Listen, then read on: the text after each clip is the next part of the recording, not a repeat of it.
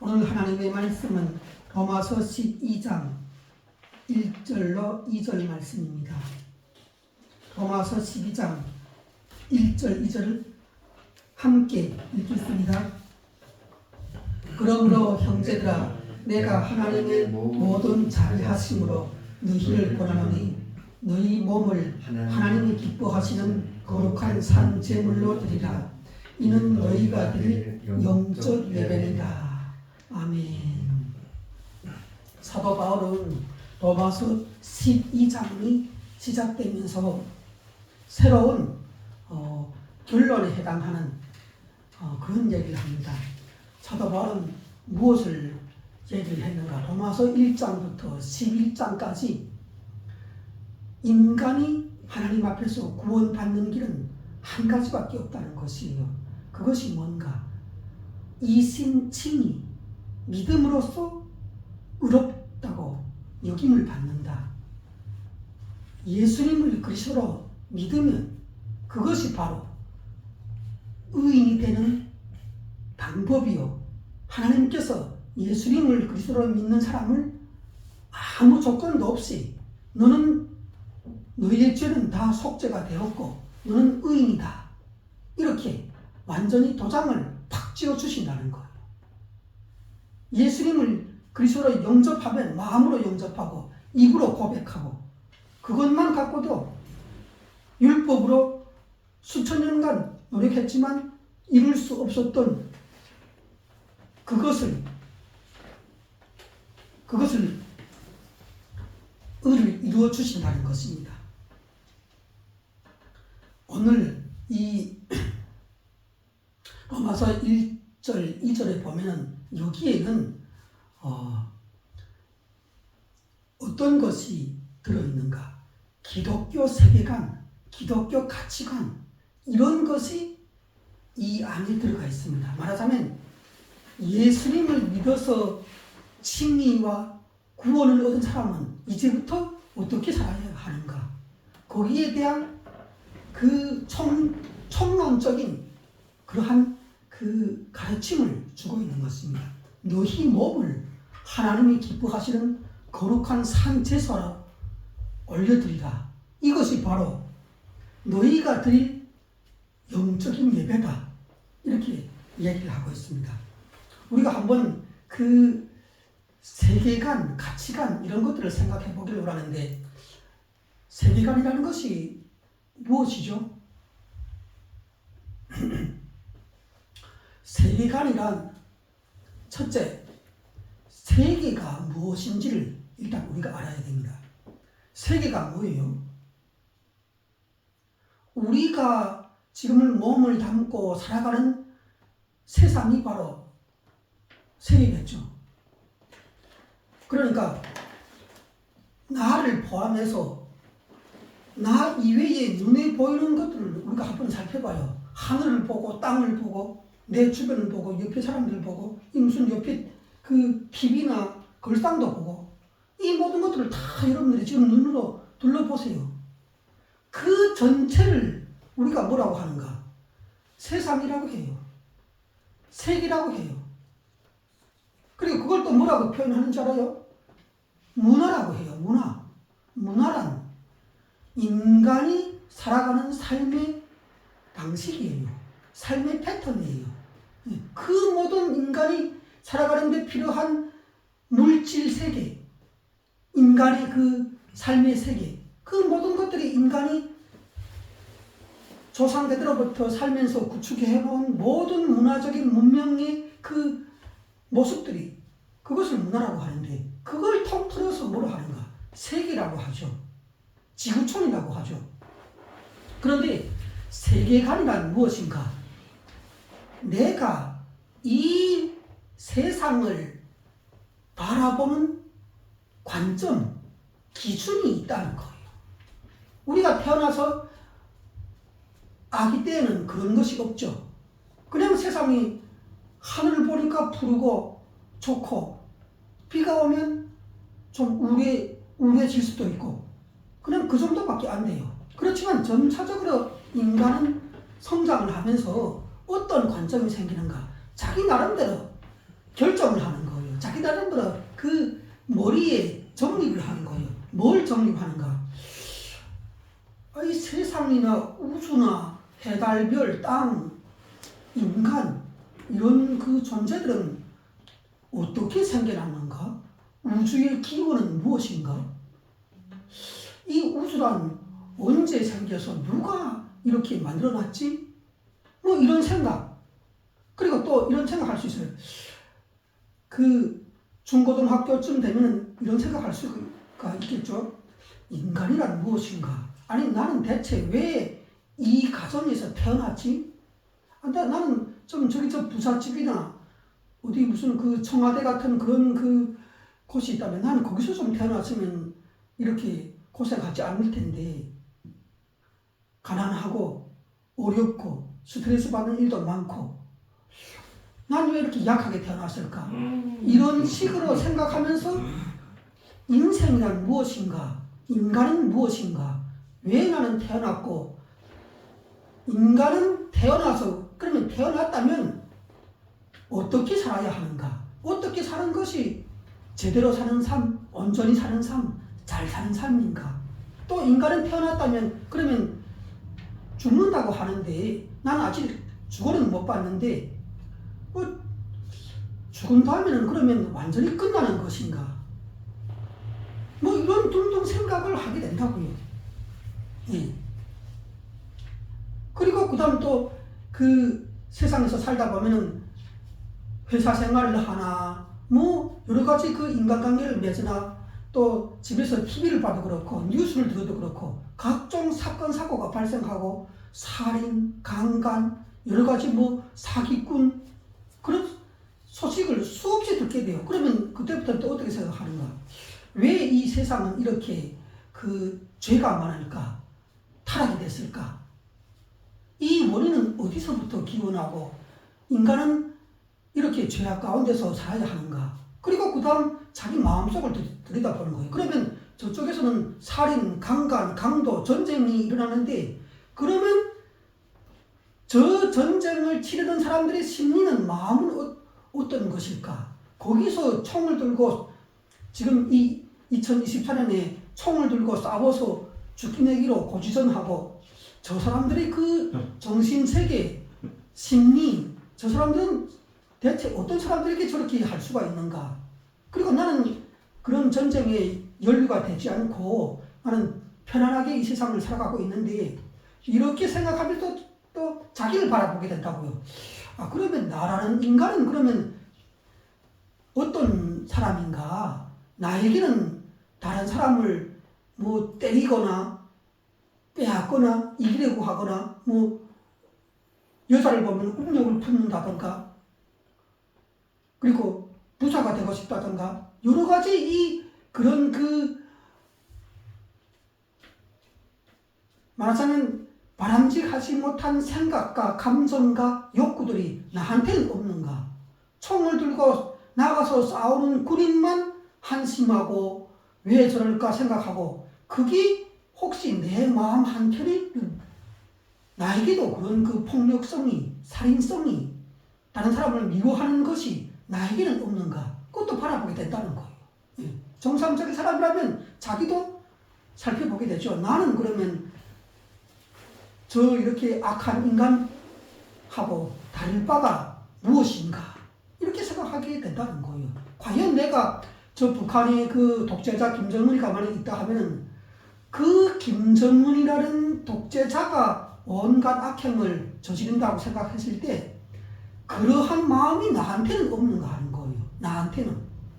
내가 만일 그 북한의 대통령으로서 그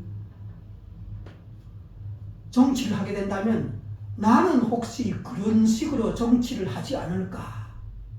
이런 생각을 한번 해보게 되지 않을까 싶어요. 이런 것들을 총체적으로 우주의 기원, 인간에 대해서 인간이 죽은 다음에는 어떤 세상이 있을까? 이런 생각도 하면서 그리고 인간이 세상에서 살아가면서 수많은 그 사건, 사고와 죄악과 문제들이 있는데 그런데 이러한 그 인간의 살아가는데 여러 가지 발생하는 문제들은 어디서부터 출발하고 무엇 때문인가? 그 문제는 영원히 해결되지 않는가? 이런 것에 대한 총체적인 그 자기 나름대로의 정리가 된다고요. 그것을 뭐라고 하는가? 세계관이라고 해요. 여러분, 저 세계관이라는 걸 알 수 있겠죠? 이러한 그 내가 겪는, 태어나서부터 지금까지 겪는 이 세상에 대한 세상을 한마디로 평가하는 기준이 당신은 뭐냐? 그런데 여러 가지 이 세계관이라는 건 그렇대요. 사람을 1000명을 여기다 데려다 놓고 물어보면은 그러면 1000가지 색깔이 나온대요. 1000가지 색깔. 네, 이 세상을 바라보는 관점. 세상이 원래 그렇지 뭐, 이 정도라도 그래도 뭐 살만한 거지. 이렇게 생각하는 사람도 있어요. 예. 그리고 제가 어떤 사람에게 말했어요. 절대로 그 사회생활 하면서 돈이 있고 힘이 있고 내가 권력이 있다 해갖고 내가 미워하는 사람을 폭행하거나 몽둥이로 가서 다른 사람을 시켜서 그 청부살인 시키거나 뭐 패버린다든가 절대로 그런 폭력적인 것을 기획하고 청부살인하고 그건 절대 하면 안 된다고 제가 한번 어떤 사람에게 그렇게 이야기한 적이 있어요. 그런데 그때 그 사람이 그 말 듣고 그 중국에서 온 사람이었어요. 그런 것이 어떤 경우에는 꼭 있어야 한다. 그러더라고요.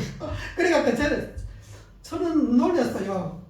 저의 기준에서는 절대로 그런 것은 이 사회에서 사라져야 한다고 생각하는데 어떤 사람한테 어떤 화제를 던지면서 그 이야기를 하니까 그런 것이 꼭 필수적으로 필요한 때가 있다는 거예요. 그래서 해야 된다고. 물론 그 범죄자를 단속하고 제압하고 그 처벌하기 위해서 뭐 국가가 사형을 시킬 수도 있죠. 교수대나 무슨 중국에서처럼 총살할 수도 있는 거죠. 예. 그건 그럴 수도 있다고요. 예. 왜? 성경에서도 하나님께서 인간에 대한 살인을 첫째로 완전히 금지를 하셨지만 완전히 금지한 건 아니라고요. 예. 범죄자를 처벌하고 그 구약시대에 보면은 서로 그 이스라엘 나라와 다른 나라가 전쟁도 했었잖아요. 그런데 신약이 들어오면서 그 구약의 관점이 많이 바뀌었죠. 예수님이 이 땅에 그 하나님의 아들로 오심으로 인하여 그분이 가르치는 것은 구약하고 많이 달라요. 구약은 필요하면 불의와 맞서 싸워서 전쟁이라도 살인이라도 불사를 해서 하나님의 뜻을 이루고 영광을 나타내야 되는 그 이스라엘 백성 전체가 그야말로 그 하나님의 군사였어요. 예. 그렇지만 예수님이 오심으로 인하여 그때부터는 어떻게 됐는가? 어떻게 원수에 대해서 어떻게 얘기를 해요?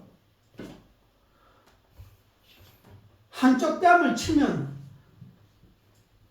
다른 그 반대편 뺨도 이렇게 내대라는 거예요. 예. 그래서 다른 사람이 나를 치면 공격하지 말고 그냥 그 수용하고 받아들이라는 거예요. 그리고 그 다음에 또 예수님께서 하시는 말씀이 뭐예요? 원수도 사랑하라고 하는 거예요. 원수도. 여러분들도 마음속에 여러분들도 마음속에 그 원수가 한두 명씩 있죠? 원수 절대로 그 타협이 안 되고 용서가 안 되는 그러한 그야말로 그 계급적 원수가 한두 명씩 다 있다고요. 또 나라도 있어요. 나라도. 그러한 그 나라도 있을 거고 또 저 같은 경우는 북한의 그 독재자 그런 거에 대해서 그 아주 이렇게 증오심을 갖고 있고 잘 용서하기가 어려워해요. 네. 그래서 이 세계관은 뭔가? 세계관이 다 매 사람에게 형성이 되는데 세계관은 어떠한 세계관이 되어야 하는가? 바로 기독교 세계관이 되어야 해요. 여러분, 세계관 중에서 최고의 온전한 세계관은 바로 기독교 세계관이에요. 왜 기독교 세계관을 사람들은 다 가져야 하는가? 하나님께서 나라는 인간을 지으셨다는 거예요. 하나님께서 나라는 인간 제품을 만들었다고 할 때 하나님께서 나를 만들면서 어떻게 이 제품을 사용하려고 만들었을까요? 나라는 인간 제품을 하나님께서 만들 때 뜻이 있고 목적이 있고 사용하려는 용도가 있다는 거예요. 여러분 이렇게 휴대폰 제가 늘 드는 건데 우리가 늘 쓰는 휴대폰을 공장에서 만들어요. 그런데 이 공장에서 이것을 설계를 해서 이 휴대폰이라는 것을 제작을 할 때 분명히 이것을 어떤 곳에 어떤 용도로 사용하게 할 것이라는 분명한 목적과 용도와 역할이 있어요. 휴대폰의 용도는 뭐예요? 첫째,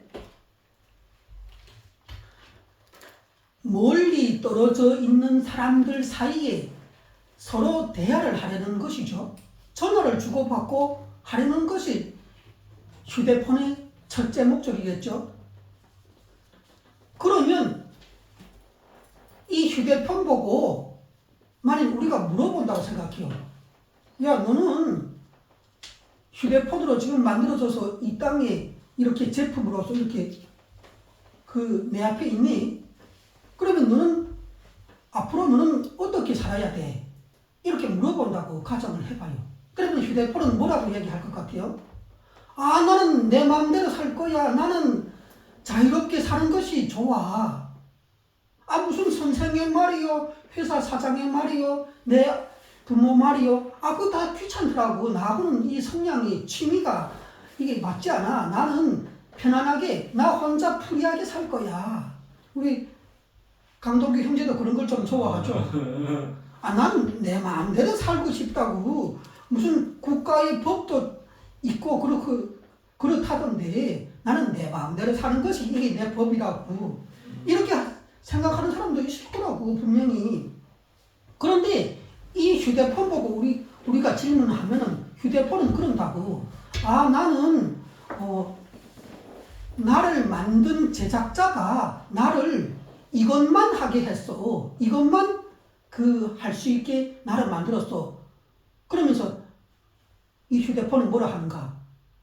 나는 서로 사람들이 만나서 얘기하지 못하는 것을 도와주기 위해서 멀리 떨어져 있는 사람끼리 서로 나를 통해서 대화를 주고받게 하려고 이 제작자가 나를 만들어줬어. 이렇게 얘기한단 말이에요. 이렇게 얘기해. 휴대폰 물어보면 얘가 그렇게 말을 할 거예요. 왜? 휴대폰은 오로지 뭐만 알고 있는가? 자기를 만든 분의 뜻과 목적과 그분이 말하고 만들어 놓은 대로 움직이려고 하거든. 말하자면 순종하는 거예요. 이 휴대폰은 만든 분의 그 의도에 절대적으로 순종을 하지. 그런데 만일 내가 이 휴대폰을 이래갖고 저기 정의슬 자매한테 전화를 하려고 전화번호를 1, 2, 3, 4, 5, 6 이렇게 눌렀어. 그래서 뚝 누르고 통화 버튼 눌렀는데, 아니 저기 저 왕십리에 살고 있는 정의슬 자매한테 이 휴대폰이 연락되어서 서로 우리가 대화를 해야 되잖아. 그런데 정의슬한테 통화를 했더니 어디에 가는가? 검찰청에 가네. 이 전화가 검찰청에 간단 말이야. 그러니까 검찰청의 검사가 이렇게 딱 전화를 받아. 당신은 누굽니까? 그러는 거야. 그럼 내가 어떻게 했어? 깜놀하지, 깜놀. 휴대폰 떨구지. 아, 이게 뭐야? 그래서 다시 내가 뭐 잘못했나 하고 다시 또 이렇게 정의슬 자매 그 휴대폰 번호로 또 해갖고 또 전화를 했어. 그러니까 이번엔 어디로 가는가? 강동규 형제한테 또 전화가 가는 거야. 이번에 휴대폰이 그런다고 생각해봐. 그러면 어떻게 할까? 이 휴대폰을 사용하는 사람은 이 휴대폰을 어떻게 할까? 이 휴대폰을 만든 그 존재는 이 휴대폰을 그때부터 어떻게 처리할 것 같아? 가져다가 수리를 하든지 아니면 저기 쓰레기통에 버려버리겠지. 그렇단 말이야. 그래. 그런 것처럼 나라는 인간을 이렇게 부모를 통해서 임신시키고 출산시키고 이렇게 그 시스템을 깔아주신 분이 있는 거야. 그분이 누구실까요? 바로 창조주 하나님인 거예요. 우리 인간 한 사람 한 사람을 기획하시고 아담과 하와라는 그 부부를 통해서 우리 인간 전체가 그 계통으로 후손으로 다 태어나게 한 거예요. 그러면 어떻게 돼요? 인간이 이 세상을 이제부터 살아가야 하는데 우리는 그러면 인간은 어떻게 살아가야 할까요? 어떻게 우리 인간은 살아가는 것이 옳은 걸까요? 어떻게 인간이 살아가는 것이 잘 사는 것이요? 올바로 사는 것이요? 사람답게 사는 것이요? 그 삶의 방식을 알려주고 가르쳐주고 그런 존재는 누굴 것 같아요? 휴대폰을 만든 제작자가 그 모든 것을 휴대폰의 활용과 그 기능을 규정을 해 주었다면 인간을 지으신 분이 바로 하나님이시니 그 하나님의 입술에서 나오는 모든 말씀이 바로 내가 인간답게 살아가야 할 길이고 삶의 방식이라는 거예요. 예. 그래서 하나님께서 그것을 뻔히 알고 있으니까 여러분 우리가 휴대폰을 이렇게 내가 이렇게 샀어요. 저기 저 매장 가서 내가 샀는데 휴대폰이나 무슨 가방이나 이런 TV나 이렇게 내가 만일 구입을 한다면 거기에는 뭐가 꼭 따라 나오는지 알아요? 이렇게 이런 이 종이 쪼가리가 따라서 나오더라고. TV를 샀더니 이런 것이 따라서 나오더라고. 이게 뭘까요? 이 TV를 어떻게 사용해야 한다는 사용 설명서가 따라 나오더라는 거예요. 휴대폰을 사도 그렇고 TV를 사도 그렇고 우리가 만들어진 제품을 우리가 구입을 할 때마다 항상 제작자는 그 물건을 사용할 수 있는 사용 설명서를 따라서 내주도록 하는 거예요. 그러면 자 우리 한번 내가 퀴즈처럼 물어볼게요. 하나님께서 인간을 지으신 창조주 하나님이시라면 그러면 인간이 하나님께서 만드신 그 제품이죠. 제품이란 말이에요. 하나님 입장에서는. 그러면 인간이라는 제품을 하나님께서 생산해서 이렇게 딱 내보낼 때 거기에는 뭐가 따라서 나올까요? 사용 설명서. 인간 사용 설명서, 인생 사용 설명서가 따라서 나온다는 거예요. 그게 뭐예요? 우리 강동기 형제 빨리 얘기해봐요. 그게 뭐예요? 인간 사용 설명서를 하나님께서 이렇게 다 기록을 해줬는데 그것을 뭐라고 말하죠?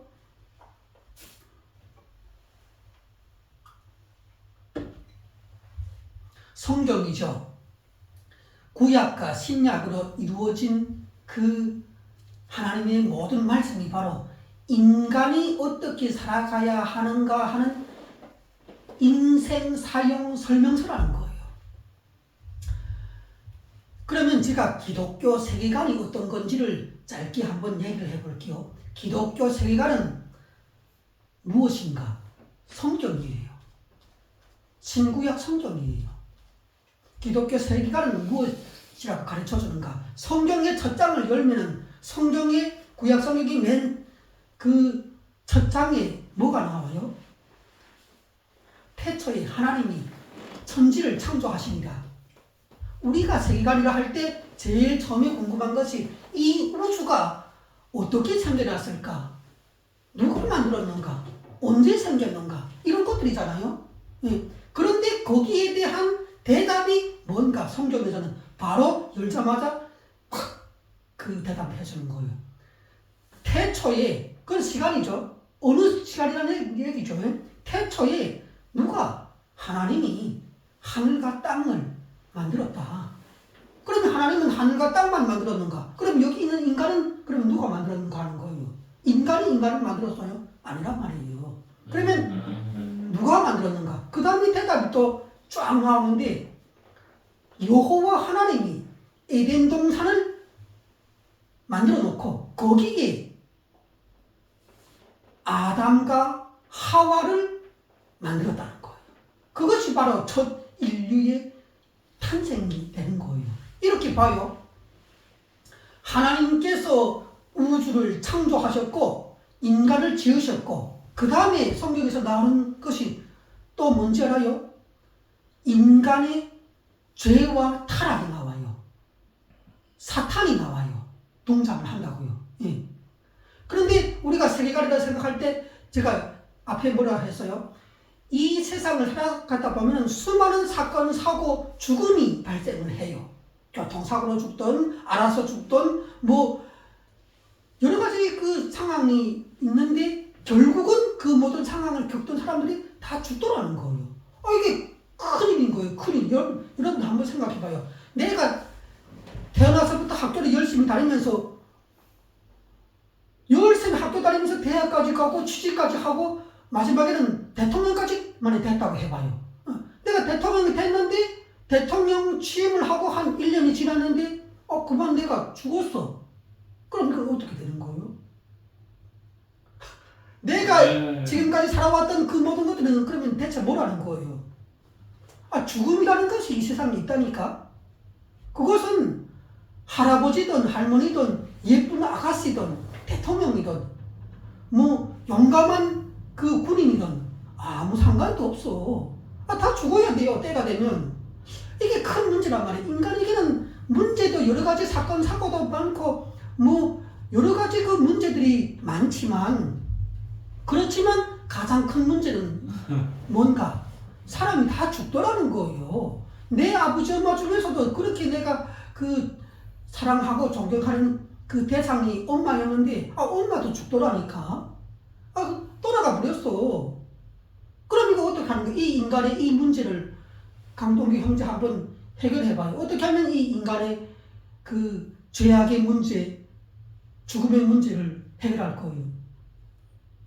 우리 강동기 형제 한번 생각해보기에 누가 나서면 인간의 이 죄악과 죽음의 문제를 해결할 수 있을까요? 한번 강동기 형제가 한번 이렇게 인간이 죽는 문제를 한번 좀 해결해 줄래요? 그럴 힘이 있어요? 없단단 말이에요. 없단단 말이에요. 강동기 형제가 그렇게 똑똑하고 나는 이렇게 교회에서 제일 똑똑하고 그런 그 만능의 그런 사람인 줄 생각했는데 그도 물어보니까 죽음의 문제는 자기가 해결하지 못해갖고 이제 한 50년 뒤에 죽는다니? 이거 어떻게 해결할 건가 한번 여러분들이 생각해 보라고요. 인간의 죄악의 문제, 죽음의 문제 이걸 어떻게 해결해야겠는가? 해결할 자가 누군가 한번 좀 우리가 찾아보자는 거예요. 그러면 죽음이라는 것은 성경이 또 이렇게 구약 성경에 읽어보니까 범죄가 맨 처음 기원이 된 때가 있다는 거예요. 나는 이 세상에서 지금 2024년 살면서 한 3, 40년 살았으니까 죄라는 것이 이 시대에만 있는 줄 알았어요. 그런데 성경을 읽어보니까 하나님께서 천지를 창조하셨는데 그 천지를 창조하신 이후에 바로 에덴 동산에서 죄라는 것이 발생하더라니까. 그때부터 시작이 됐다는 거예요. 죄의 기원은 굉장히 오래요. 인간이 태어나서부터 죄가 시작이 된 거예요. 어떻게 죄가 시작이 됐죠? 그 죄를 일으킨 장본인이 누구였죠? 한번 강동기 형제 형제 한번 대답해봐요. 인간에게 죄가 들어오기 시작했는데 그 죄가 들어온 시점은 글쎄 그 태초인데 그 에덴 동산에서 시작했는데 그 죄를 일으킨 장본인이 누구예요? 아담이라고 하네요. 네. 죄를 일으킨 장본인은 물론 아담이 맞아요. 그런데 아담보다 더 먼저 존재가 있어요. 그가 누굴까요? 아담과 하와를 죄를 짓게 한 존재. 옛 천사장이라고 하는 사탄인 거예요. 사탄. 이 영적인 존재란 말이에요. 원래는 천사였단 말이에요. 하나님의 천사. 하나님이 만들었지. 자기를 도와서 보조를 자기 심부름을 시키려고 수많은 천사를 하늘에서 하나님께서 지으셨는데 그 천사의 제일 높은 수장, 천사장, 얼마나 그 위대한 존재겠어요. 우리가 한 명의 천사를 우리가 만난다 해도 하나님을 만난 것처럼 놀란다고. 아주 능력이 또 뛰어나. 천사라는 것은 하늘의 존재이기 때문에. 네. 그런데 그 천사들을 책임진 천사장이었다니까. 그 사탄이 하나님의 말씀을 거역하고 그리고 따로 나와갖고 정부를 세웠는데 그가 세우려는 정부가 지금 우리가 사는 세상에 보이지 않는 영적인 세계의 임금이 누군가? 사탄인 거예요. 이 세상의 임금은 눈에 보이지 않는 임금이 있고 눈에 보이는 임금이 있는데 눈에 보이는 임금은 이 나라의 대통령이 될 것이고 눈에 보이지 않는 임금이 또 있어. 그가 바로 사탄이란 말이에요. 네, 사탄이란 말이에요. 이 사탄은 대한민국뿐 아니라 전 세계를 장악하고 있지. 세상의 임금으로 있는 거예요. 그렇다면 이 사탄이 언제부터 그 임금의 노릇을 했을까요? 바로 인간이 사탄을 만나갖고 그 사탄이 하는 말을 듣기 시작했을 때부터 인간은 그 밑에 들어가기 시작한 거예요. 사탄이 하는 말을 순종함으로 인하여 하나님이 아니라 사탄을 섬기는 사탄의 백성이 되고 사탄의 자녀가 된 거예요. 그러면 제가 이렇게 정리를 하나 드릴게요. 타락이라는 것이 뭔지 알아요? 우리가 사람들이 이 세상에서 죄를 하도 많이 짓고 극악한 범죄들을 막 짓고 인간이 상상할 수 없는 그 살인죄 같은 것을 막 짓고 이렇게 하면 우리는 죄를 지었다, 범죄자다 이렇게 얘기하다가 뭐라 하는가? 타락됐다. 사람이 타락하고 이 세상이 타락했다고 얘기하는 거예요. 근데 그 타락이라는 것을 한 문장으로 정리하면 성경적으로 정리하면 뭐가 되는지 알아요? 하나님의 말씀이 있는데 그 하나님의 말씀을 제쳐놓고 다른 말을 들었다는 거예요. 그것이 타락이라는 거예요. 인간 첫사람인 우리의 조상이 되는 아담이 사탄과 대화를 나눴었는데 그런데 사탄이 하는 말을 듣고 하나님의 말씀을 여기 하나님의 말씀인데 하나님의 말씀을 이렇게 옆으로 제쳐놓고 그 사탄이 하는 말을 듣기 시작했다는 거예요. 이것이 바로 죄의 시작이요. 타락이라는 거예요.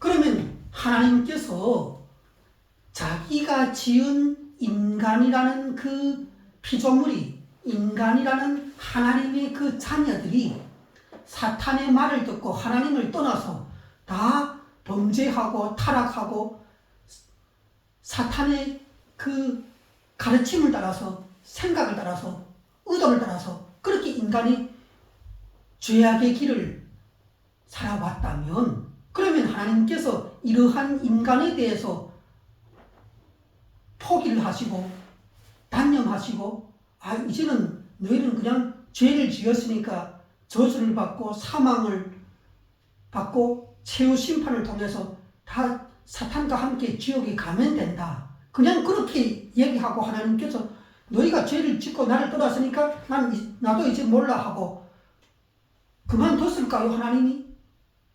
인간에 대해서 이제는 손을 놓고 너희가 알아서 뭐 이렇게 죄를 지은 사람은 다 최후 심판을 통해서 지옥에 보내면 되지. 뭐 내가 더 걱정하고 염려할 것이 있느냐. 알아서 해라. 이렇게 하지 않았다는 거예요, 하나님께서. 하나님께서는 인간의 죄와 사망의 문제, 나중에는 지옥에 가는 이 문제를 해결하려고 해요. 그 해결하려고 하나님께서 보내신 분이 누구예요?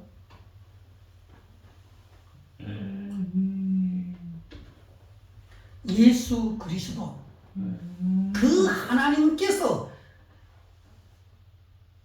처녀 마리아의 몸에 들어가셔서, 말하자면 하나님의 영이 처녀 마리아라는 여자의 몸에 들어가셔서 그 여자를 임신시켜서 낳아봤는데 그가 누군가?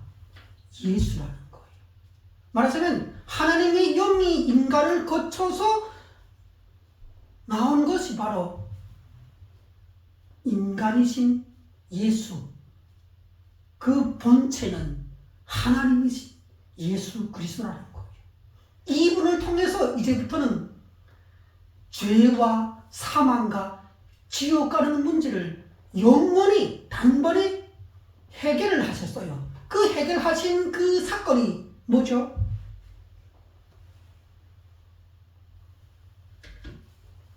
바로 하나님 앞에 죄를 지은 인간은 반드시 사망을 당해야 하는데 그 사망을 당해야 할 인간을 대신해서 제단을 쌓아요. 하나님께서 그 제단을 뭐라고 하죠? 십자가 제단을 이렇게 탁 세워요. 그리고 거기에 하나님의 아들이 죄 많은 인간의 사망을 자기가 다 혼자서 처리를 하기 위해서 그 십자가에 올라요. 오르니까 어떻게 돼요? 손과 발목에 그 로마 군병들이 다가와서 못을 받고 팔을 묶고 그리고 창을 가져다가 옆구리를 찌르고 이 머리에는 가시면류관을 내려 이 가시 그거를 이렇게 팍 씌우니까 피가 나겠죠. 그렇게 해서 죄를 지은 인간이 당해야 할 사망을 혼자서 전 인류의 대표자가 되어서 십자가에서 죽으시는 거예요. 그렇게 죽으심으로 인하여 이제부터는 어떻게 되는가? 이 예수 그리스도 안에 들어가서 예수님하고 한 몸이 되는 사람은 누구나가 다 죄와 사망과 지옥에서 벗어나요. 죄의 결과인 사망을 면제를 받게 되는 거예요. 그리고 하나님께서 그 예수 그리스도가 죽은 다음 무덤에서 부활해서 나옴으로 인하여 그 예수님 안에 믿음으로 들어간 모든 사람들은 생명의 부활을 약속을 받고 새 생명 가운데서 남은 인생을 살아갈 수 있게 됐어요. 그러면 제가 한번 물어볼게요. 우리 인간의 죄 때문에 예수님께서 대신 오셔갖고 인간의 죄와 사망을 자기가 다 받아서 죽으시고 다시 부활해서 무덤에서 나왔다면 이제는 우리가 그 예수님을 따라가는 삶, 예수님 안에서 예수님의 모습대로 살아가는 삶을 살아야 하는데, 그러면 예수님을 믿으면 하나님께서 우리 한 사람 한 사람을 의인이라고 예수님과 같은 그 사람으로 다 인정해 주는 거예요. 만약 강동규 형제가 예수님을 그리스도로 마음에 영접하고 마음으로 믿으면, 그러면 하나님께서 강동규 형제를 의인이라고 얘기를 하는데, 그러면 의인이 됐다면 이제부터 강동규 형제는 이 세상을 살아갈 때 어떻게 살아가면 좋을까요?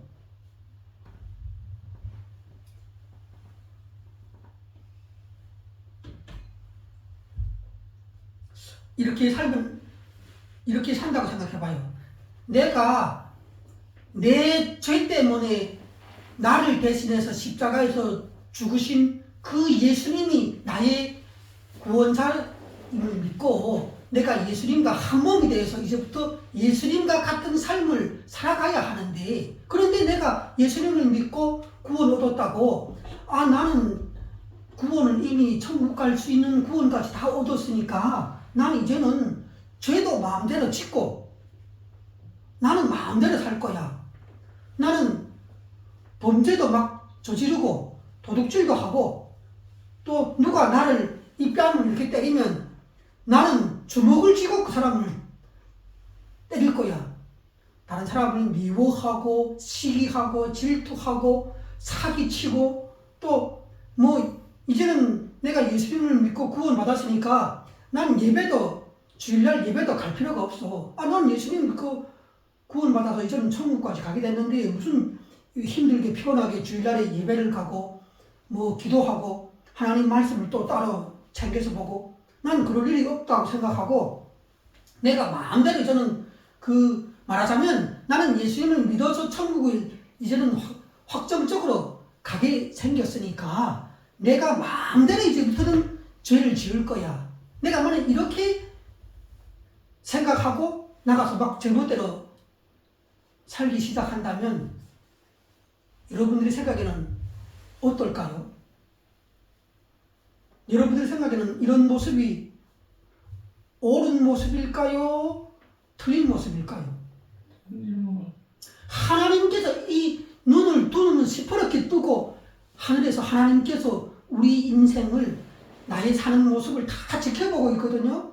여러분들이 분명히 알 것은 지금 여기 이 예배를 드리는 이 현장에도 예수님을 믿은 사람들에게는 성령 하나님이 각 사람에게 마음에 다 들어와 계세요.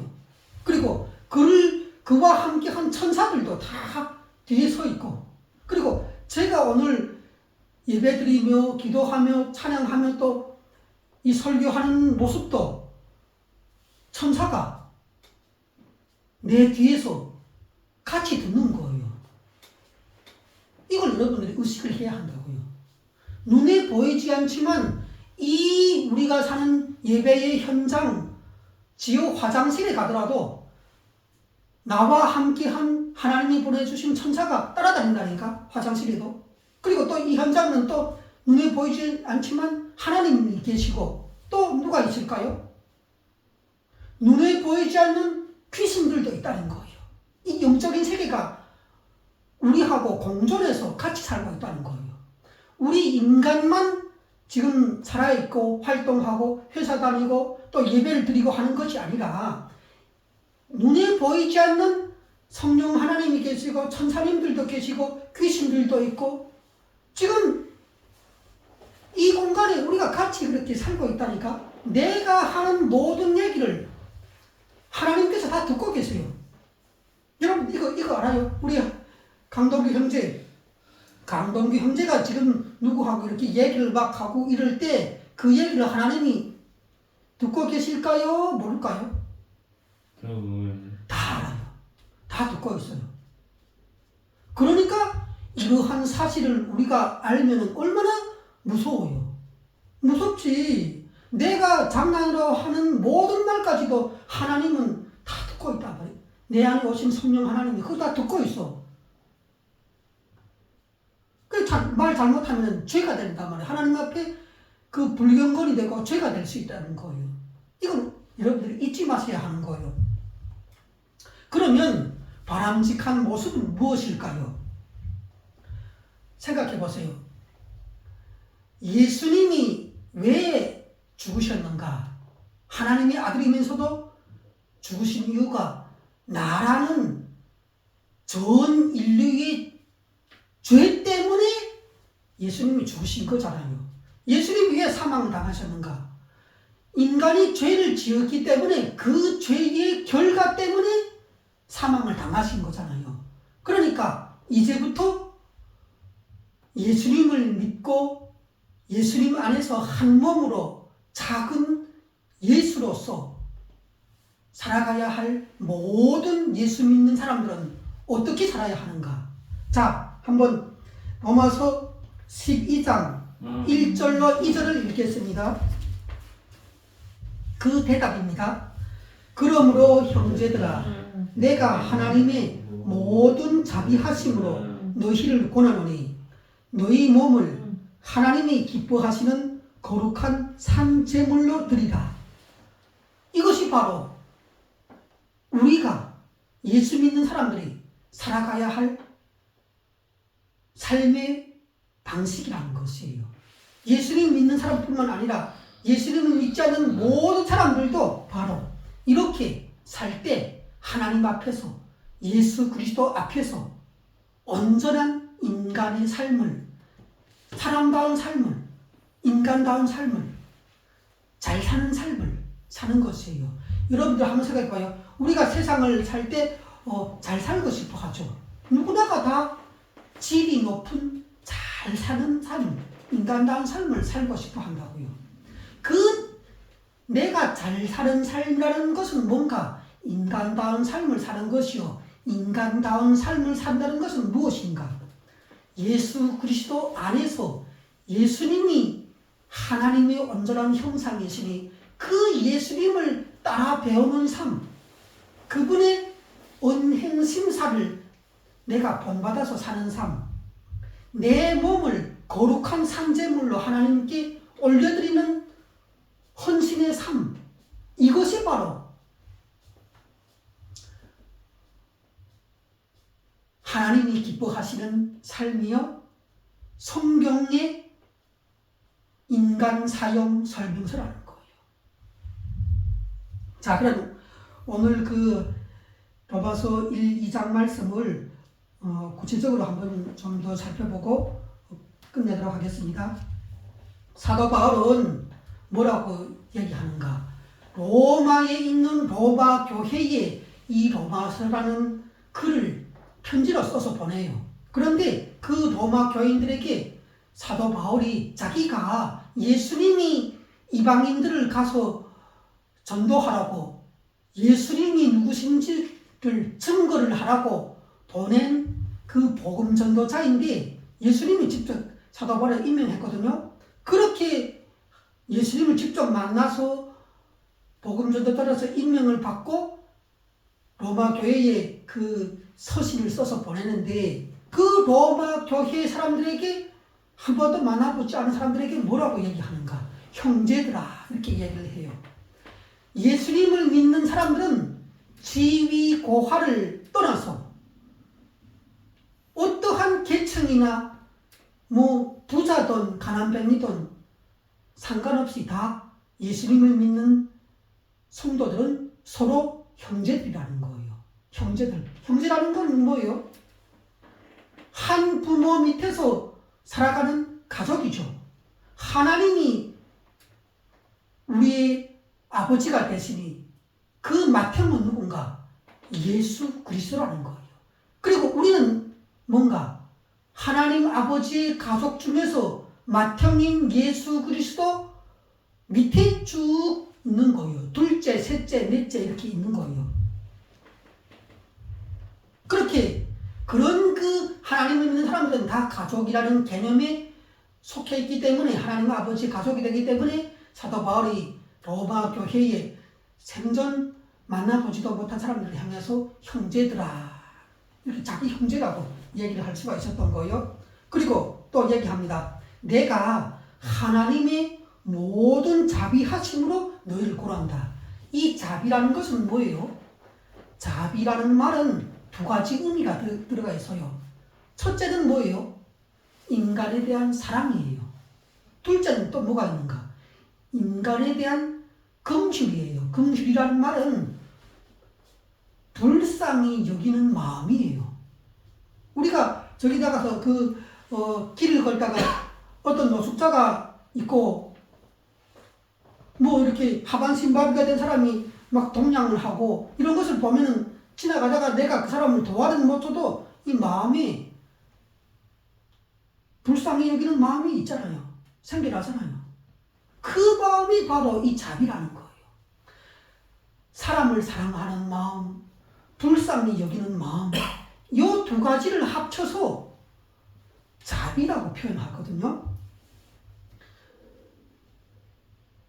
그러면 사도 바울은 뭐라 하는가? 그 예수님을 믿는 형제들에게 한 가지를 권하고 싶다는 거예요. 그 권하고 싶은데 내가 나의 사랑과 나의 긍휼로 권하겠다 이렇게 얘기 안 해요. 사도 바울이 뭐라 해요? 나의 자비로운 그 마음을 갖고 내가 너희에게 권하겠다 이렇게 얘기를 안 한다는 거예요. 사도 바울이 뭐라 해요? 하나님의 모든 자비하심으로 내가 너희에게 얘기하겠다. 그러면 지금 이 사도 바울은 누구의 얘기를 하겠다는 거예요? 사도 바울은 지금 자기의 불쌍히 여기던 마음이나 사랑을 지금 그 로마 교인들에게 표현하겠다는 거예요? 아니라는 거예요. 자기는 지금 누구의 마음을 하나님의 사랑의 마음으로 하나님의 긍휼히 여기는 마음으로 하나님의 입장에 서서 그러니까 뭐예요? 이제 말하는 사도 바울의 얘기는 사도 바울이라는 한 인간 그 아저씨가 하는 얘기가 아니라는 거예요. 하나님의 마음으로 내가 하나님의 입장이 되어서 하나님의 대리자가 되어서 내가 로마 교인 너희에게 얘기를 하겠다. 너희 몸 있잖아. 너희 몸. 예, 강동희 형제 날 봐요. 너희 몸. 여기 몸. 이게 다 몸이잖아. 몸. 이게 다 인간은 다 몸으로 구성이 되어 있거든요. 이 몸을 하나님한테 드리라는 거예요. 하나님한테. 아니 그런데 우리 몸을 하나님한테 드리라는 말이 이게 뭘까요? 아니 하나님이 그러면 오늘 여러분들이 예배에 왔어요. 예배에 왔는데 하나님한테 여러분들의 몸을 드리라 했으니까 이제부터 하나님한테 여러분 몸을 드려야 돼요. 그러면 어떻게 드릴 거예요?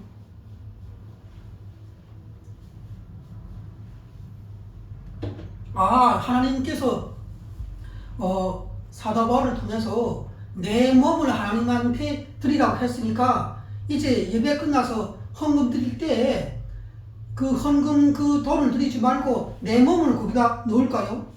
아니면 내 손을 넣을까요? 하나님 오늘 헌금 시간인데 제가 돈을 드리는 것보다 제 몸을 드리라고 했으니까 몸을 통째로 드릴게요 하고 내 손을 그 헌금 주머니에 팍 넣을까요? 아니면 내 발을 넣을까요? 하나님 저는 헌금 안 할래요. 내 몸을 받으세요 이제부터. 이렇게 할까요?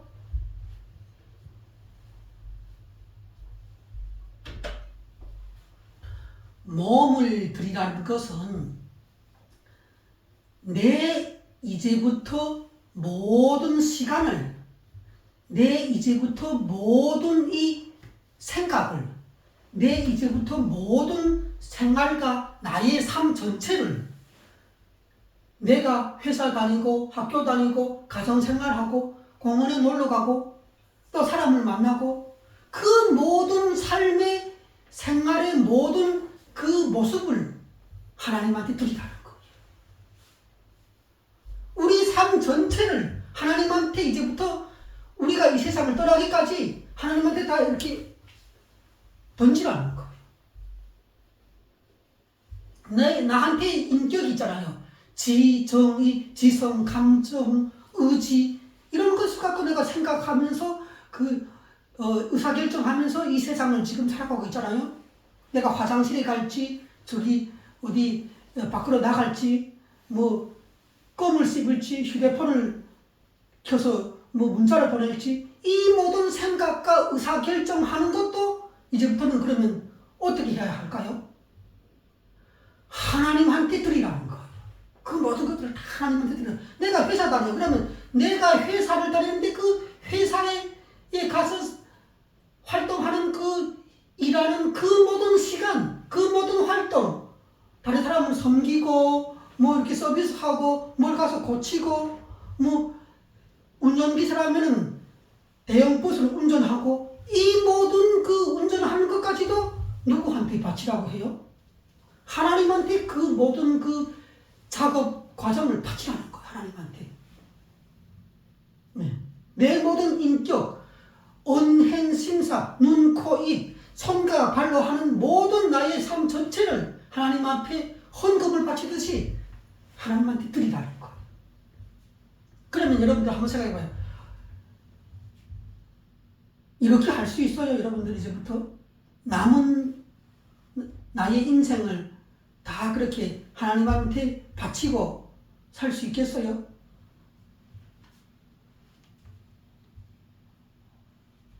살 수 있다는 거예요.